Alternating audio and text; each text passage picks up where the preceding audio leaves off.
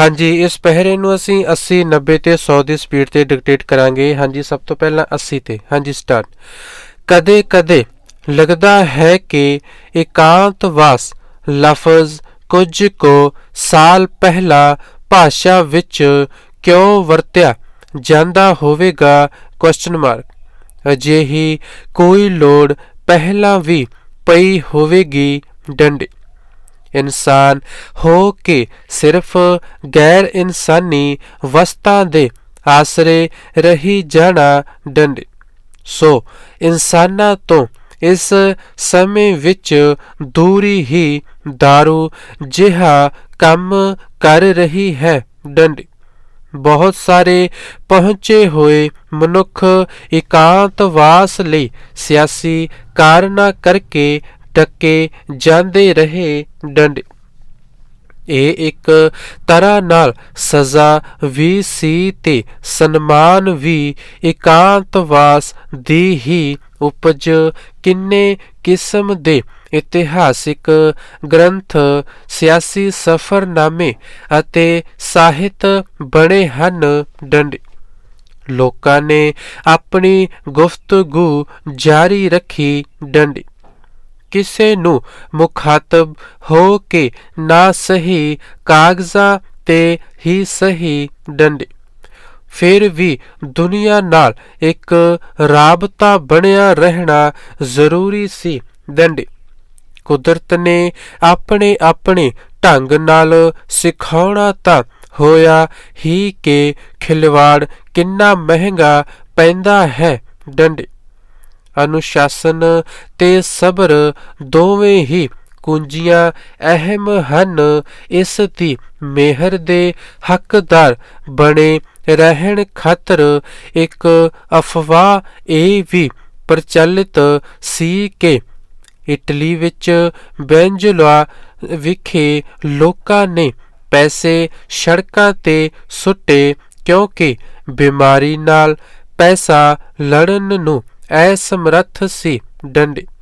ਹੈ ਭਾਵੇਂ ਅਫਵਾਹ ਹੀ ਸੀ ਪਰ ਸੱਚਾਈ ਦੇ ਕਿੰਨੇ ਨੇੜੇ? ਡੰਡੇ। ਜਦੋਂ ਕਿਤੇ ਕਿਸੇ ਕਿਸਮ ਦਾ ਕਹਿਰ ਵਰਦਾ ਹੈ, ਪਦਾਰਥ ਤੇ ਦੌਲਤ ਬਿਲਕੁਲ ਮਿੱਟੀ ਹੋ ਜਾਂਦੇ ਹਨ? ਡੰਡੀ। ਸਟਾਪ। ਹਾਂਜੀ, ਹੁਣ ਅਸੀਂ ਇਸ ਪੈਰੇ ਨੂੰ 90 ਦੀ ਸਪੀਡ ਤੇ ਡਿਕਟੇਟ ਕਰਾਂਗੇ। ਹਾਂਜੀ, ਸਟਾਰਟ। ਕਦੇ ਕਦੇ ਲੱਗਦਾ ਹੈ ਕਿ ਇਕਾਂਤਵਾਸ ਲਫ਼ਜ਼ ਕੁਝ ਕੁ ਸਾਲ ਪਹਿਲਾਂ ਭਾਸ਼ਾ ਵਿੱਚ ਕਿਉਂ ਵਰਤਿਆ ਜਾਂਦਾ ਹੋਵੇਗਾ? Question mark. ਅਜਿਹੀ ਕੋਈ ਲੋੜ ਪਹਿਲਾਂ ਵੀ ਪਈ ਹੋਵੇਗੀ? ਡੰਡੇ। ਇਨਸਾਨ ਹੋ ਕੇ ਸਿਰਫ ਗੈਰ ਇਨਸਾਨੀ ਵਸਤਾਂ ਦੇ ਆਸਰੇ ਰਹੀ ਜਾਣਾ? ਡੰਡੇ।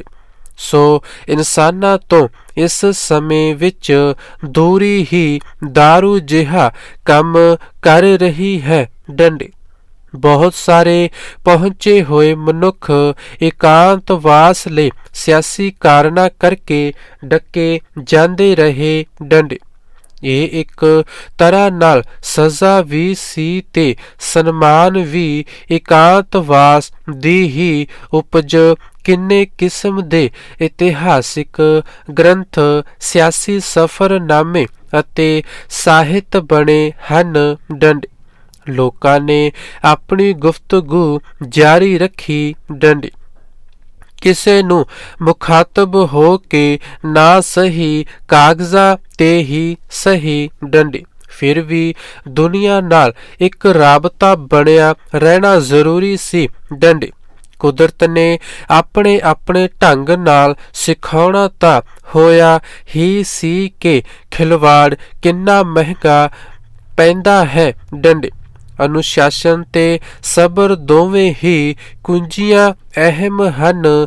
ਇਸ ਦੀ ਮਿਹਰ ਦੇ ਹੱਕਦਾਰ ਬਣੇ ਰਹਿਣ ਖਾਤਰ ਇੱਕ ਅਫਵਾਹ ਇਹ ਵੀ ਪ੍ਰਚਲਿਤ ਸੀ ਕਿ ਇਟਲੀ ਵਿੱਚ ਵੈਨਜ਼ੁਏਲਾ ਵਿਖੇ ਲੋਕਾਂ ਨੇ ਪੈਸੇ ਸੜਕਾਂ ਤੇ ਸੁੱਟੇ ਕਿਉਂਕਿ ਬਿਮਾਰੀ ਨਾਲ ਪੈਸਾ ਲੜਨ ਨੂੰ ਅਸਮਰੱਥ ਸੀ? ਡੰਡੇ।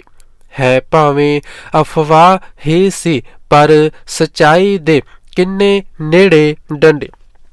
ਜਦੋਂ ਕਿਤੇ ਕਿਸੇ ਕਿਸਮ ਦਾ ਕਹਿਰ ਵਰਦਾ ਹੈ, ਪਦਾਰਥ ਤੇ ਦੌਲਤ ਬਿਲਕੁਲ ਮਿੱਟੀ ਹੋ ਜਾਂਦੇ ਹਨ। ਡੰਡੀ ਸਟਾਪ। ਹਾਂਜੀ, ਹੁਣ ਅਸੀਂ ਇਸ ਪੈਰੇ ਨੂੰ 100 ਦੀ ਸਪੀਡ ਤੇ ਡਿਕਟੇਟ ਕਰਾਂਗੇ। ਹਾਂਜੀ, ਸਟਾਰਟ। ਕਦੇ ਕਦੇ ਲੱਗਦਾ ਹੈ ਕਿ ਇਕਾਂਤਵਾਸ ਲਫ਼ਜ਼ ਕੁਝ ਕੁ ਸਾਲ ਪਹਿਲਾਂ ਭਾਸ਼ਾ ਵਿੱਚ ਕਿਉਂ ਵਰਤਿਆ ਜਾਂਦਾ ਹੋਵੇਗਾ? Question mark. ਅਜਿਹੀ ਕੋਈ ਲੋੜ ਪਹਿਲਾਂ ਵੀ ਪਈ ਹੋਵੇਗੀ? ਡੰਡੀ। ਇਨਸਾਨ ਹੋ ਕੇ ਸਿਰਫ ਗੈਰ ਇਨਸਾਨੀ ਵਸਤਾਂ ਦੇ ਆਸਰੇ ਰਹੀ ਜਾਣਾ। ਡੰਡੀ। ਸੋ ਇਨਸਾਨਾਂ ਤੋਂ ਇਸ ਸਮੇਂ ਵਿੱਚ ਦੂਰੀ ਹੀ ਦਾਰੂ ਜਿਹਾ ਕੰਮ ਕਰ ਰਹੀ ਹੈ। ਡੰਡੀ। ਬਹੁਤ ਸਾਰੇ ਪਹੁੰਚੇ ਹੋਏ ਮਨੁੱਖ ਇਕਾਂਤਵਾਸ ਲਈ ਸਿਆਸੀ ਕਾਰਨਾਂ ਕਰਕੇ ਡੱਕੇ ਜਾਂਦੇ ਰਹੇ। ਡੰਡੀ। ਇਹ ਇੱਕ ਤਰ੍ਹਾਂ ਨਾਲ ਸਜ਼ਾ ਵੀ ਸੀ ਤੇ ਸਨਮਾਨ ਵੀ। ਇਕਾਂਤਵਾਸ ਦੀ ਹੀ ਉਪਜ ਕਿੰਨੇ ਕਿਸਮ ਦੇ ਇਤਿਹਾਸਿਕ ਗ੍ਰੰਥ, ਸਿਆਸੀ ਸਫ਼ਰਨਾਮੇ ਅਤੇ ਸਾਹਿਤ ਬਣੇ ਹਨ। ਡੰਡੀ। ਲੋਕਾਂ ਨੇ ਆਪਣੀ ਗੁਫ਼ਤਗੂ ਜਾਰੀ ਰੱਖੀ। ਡੰਡੀ। ਕਿਸੇ ਨੂੰ ਮੁਖਾਤਬ ਹੋ ਕੇ ਨਾ ਸਹੀ, ਕਾਗਜ਼ਾਂ ਤੇ ਹੀ ਸਹੀ। ਡੰਡੀ। ਫਿਰ ਵੀ ਦੁਨੀਆ ਨਾਲ ਇੱਕ ਰਾਬਤਾ ਬਣਿਆ ਰਹਿਣਾ ਜ਼ਰੂਰੀ ਸੀ। ਡੰਡੀ। ਕੁਦਰਤ ਨੇ ਆਪਣੇ ਆਪਣੇ ਢੰਗ ਨਾਲ ਸਿਖਾਉਣਾ ਤਾਂ ਹੋਇਆ ਹੀ ਸੀ ਕਿ ਖਿਲਵਾੜ ਕਿੰਨਾ ਮਹਿੰਗਾ ਪੈਂਦਾ ਹੈ। ਡੰਡੀ। ਅਨੁਸ਼ਾਸਨ ਤੇ ਸਬਰ ਦੋਵੇਂ ਹੀ ਕੁੰਜੀਆਂ ਅਹਿਮ ਹਨ।